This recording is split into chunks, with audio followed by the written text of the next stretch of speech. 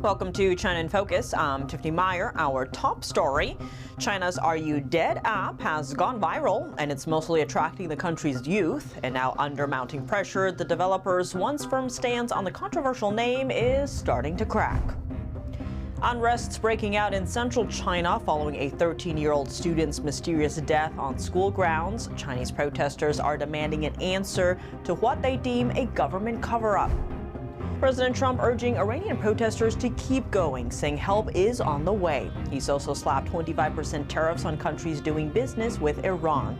Will the policy impact Iran's top trading partner, China? An expert breaks it down.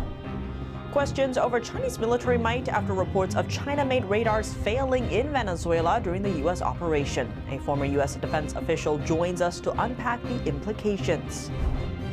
A former U.S. Navy sailor has been sentenced to nearly 17 years for spying for China. How it developed from seemingly harmless actions to selling thousands of sensitive documents about U.S. Navy ships.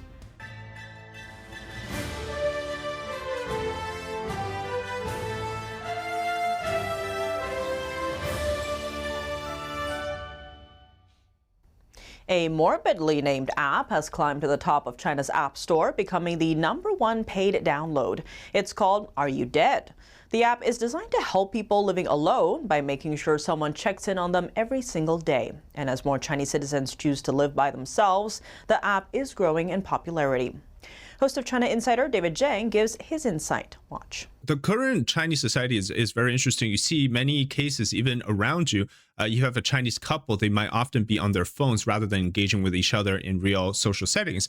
So this internet culture of things in China is quite prominent. And in fact, a lot of people have grown to be so closed off after COVID, especially, that they rather engage through internet apps and whatnot. So checking in for them may not be a phone call, but it could actually be a click of a button. The app also serves an alternative purpose. Actually, if you think about it, there's a lot of talks of young people gone missing in China, that they've been harvested for their organs randomly, and even disappearing. So this app can also serve in the benefits of that to track your loved ones and their whereabouts, which is actually something very serious right now. The app, known internationally as Dimumu, lets users tap a large check-in button once a day to confirm they're okay. However, if they don't check in for 2 straight days, the app automatically sends a message to a registered emergency contact, urging them to check on the user. The app, released in May last year under the Chinese name Silima, meaning Are You Dead? It costs just $1 and has quickly gone viral. Its rise in popularity reflects a broader social shift in China. More young people are choosing to stay single, marry later, or live alone. Meanwhile, a growing number of elderly are living without nearby family support. According to the National Bureau of Statistics, single-person households in China made up nearly 20% of all homes in 2024. That's up from less than 8% 2 decades ago. Chinese state-run media estimates there could be around 200 million one-person households by 2030. Developers say they plan to expand the app's features to serve the elderly. They're a key demographic given that more than 20% of China's population is already over the age of 60. While many commentators have praised the app's purpose, others criticized its name, especially the reference to death. There have been reports suggesting the company will change the app's name in China following pushback. The app's growing popularity highlights a loneliness epidemic across China, one that continues to deepen. Mass protests against social injustice has erupted in central China. It follows the sudden death of a 13-year-old student at his school last week. The school attempted to get rid of the body secretly without letting the parents see it at all. Now, the parents are reportedly being silenced by local authorities. The move quickly sparked heavy criticism and suspicion around the case as many people took to the streets. What are they demanding from authorities, and why are they calling the incident a cover-up of crimes threatening people's safety in China?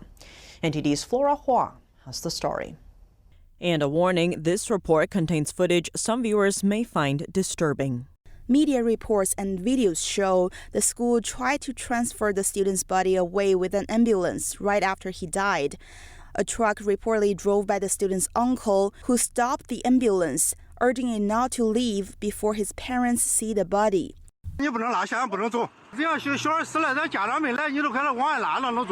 When the student's parents arrived, they saw blood on the corner of their child's mouth.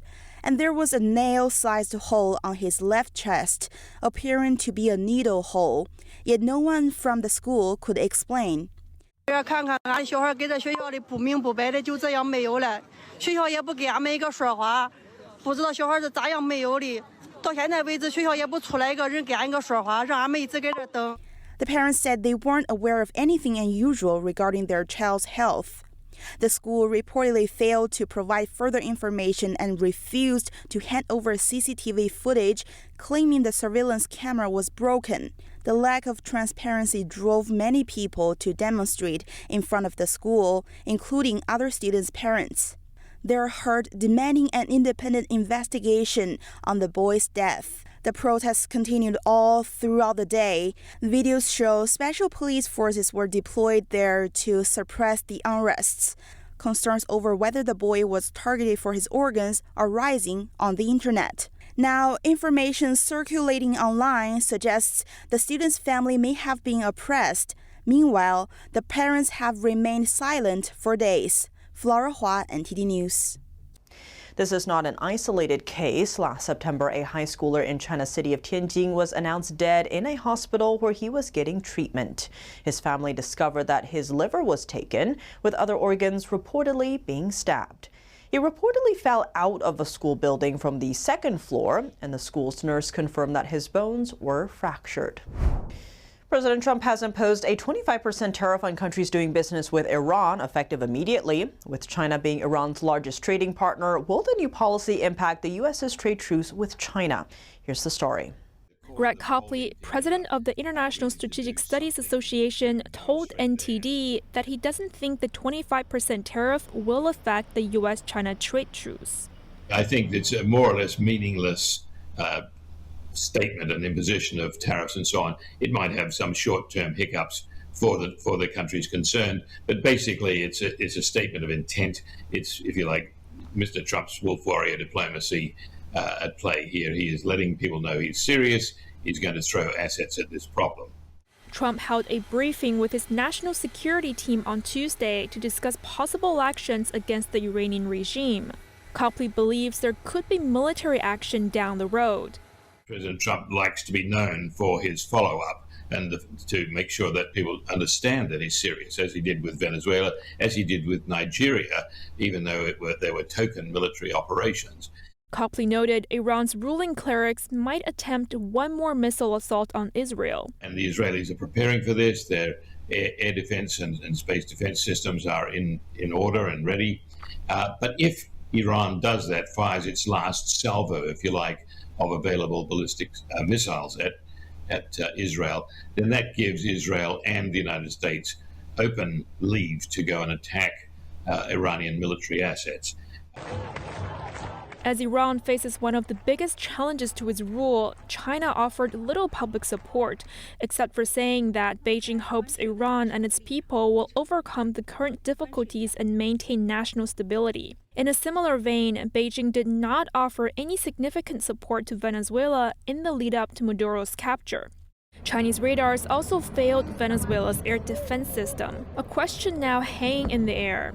Does China's allies such as Russia, Iran, and North Korea still have confidence in Beijing? I think that's already been shaken. The new axis of evil are, in fact, fairly preoccupied with their own problems.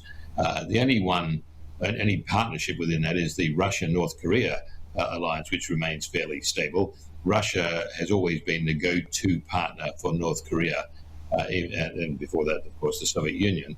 But the fact is that the People's Republic of China and North Korea have very bad relations, some cooperation on a tactical basis, but there's no warmth there at all.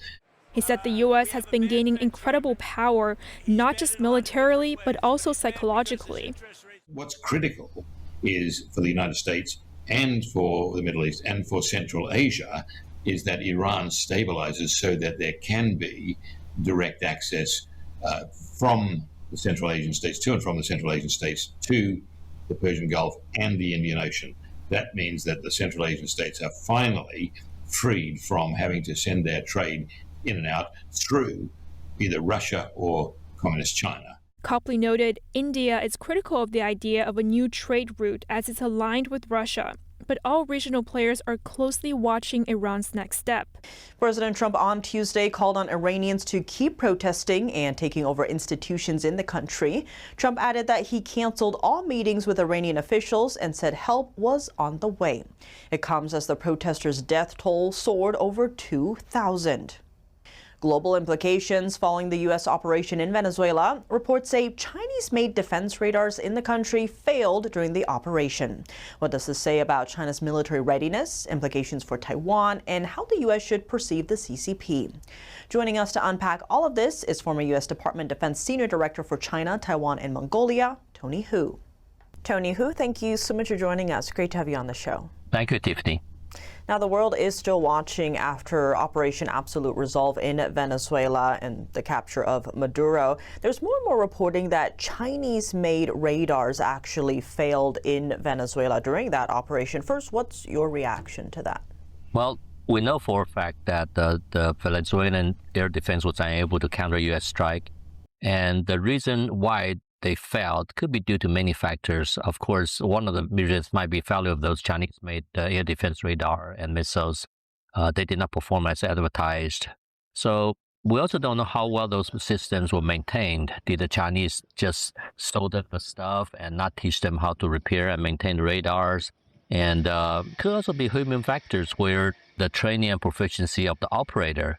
Did the Chinese teach them how to properly operate the system? So it could be an entire package problem where they sold the hardware and they didn't really give them the warfighting capability.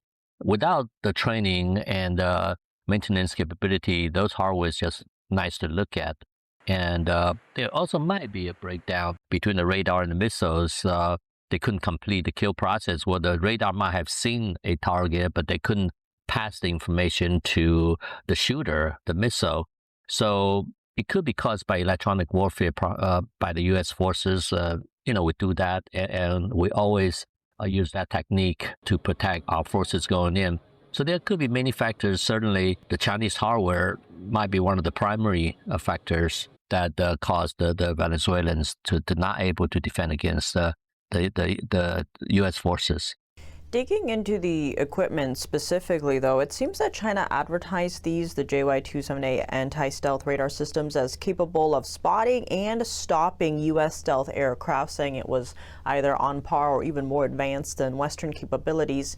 At least in terms of this operation, it looks like that failed, and the world saw that. When it comes to the technology itself, what does this tell you about China's capabilities here? Yeah, China's claimed that JY-27A was developed by China, but in fact, it is a copy of the Russian Nebo-M radar that was part of the S-400 missile system cell that the Russians sold to China. So it uses a VHF frequency. I don't want to get into the actual details. These frequencies do not have the accuracy of a high-band radar, so it might be able to detect a target far away, but you couldn't tell the actual distance and location. So it's not as capable as the Chinese claim it to be. But that's expected because culturally, when China and Russia release their weapon performance data, it is usually much better than the actual performance. They just say, hey, we can do all this. The United States usually does the exactly opposite. When we release performance data of our weapon system, usually it's less than the actual performance. We keep the actual performance more classified, but tell people, oh, we can only do this for 150 miles, but actually the system might reach out to 200. Where the Chinese and the Russian tend to do the reverse. If the system can do 150 miles, they say, oh, we can do 250 miles. So obviously there could be some of that. And many of the users might be thinking, wow, I have this capability, but actually they don't. And as you laid out there, a lot of countries use Chinese-made equipment, especially weapons, and given what we saw in Venezuela, could we see countries reconsidering that? Is there a fear of failure when it comes to Chinese-made weapons? Yes, I think the recent activity is not a good promotion of a Chinese product, and some country will start probably having second thoughts and They might not go to the U.S. and they probably go more toward European and other third world countries like Brazil and South Africa. Those countries have a very strong defense industries, although Chinese products are always much cheaper. So it's attractive to these third world countries, and some countries through the Belt and Road Initiative, they will trade their minerals for military weapons, and Chinese accept that. So I think that there's going to be some questions, and these countries might ask China to provide further proof of their product's performance rather than just accepting it. So yeah, I don't. This is not good for the Chinese defense industry. However, it's not a death blow. They will still be purchased just because it's cheaper. Well, Tony Hu, thank you so much for joining us. Sure, Tiffany. Have a good one. Making Star Trek real. War Secretary Pete Hegseth is promising tech innovation at the Pentagon. He visited SpaceX headquarters in Texas on Monday and met with Elon Musk. Meanwhile, Hegseth was touting the president's proposal for a $1.5 trillion military budget as a historic opportunity. This is by far the most ever in our history, a historic and generational investment in American security. We will not squander this once-in-a-lifetime opportunity to rebuild our military. Hegseth also spoke at the Lockheed Martin facility in Fort Worth, where he told employees President Trump's proposed budget for 2027 is a message to the world. Trump's $1.5 trillion budget would represent a 66% increase from the current fiscal year. It would also bring the U.S. closer to NATO's spending goal of 5% of GDP on defense, something Trump has strongly supported. Trump proposed the new budget after the U.S. military captured former Venezuelan leader Nicolas Maduro. How about this? Star Trek real. Star Trek original. Secretary of War Pete Hegseth traveled to SpaceX headquarters in Starbase, Texas on Monday as part of his Arsenal of Freedom tour. The secretary told SpaceX employees that the U.S. must win the strategic competition for 21st century technological supremacy.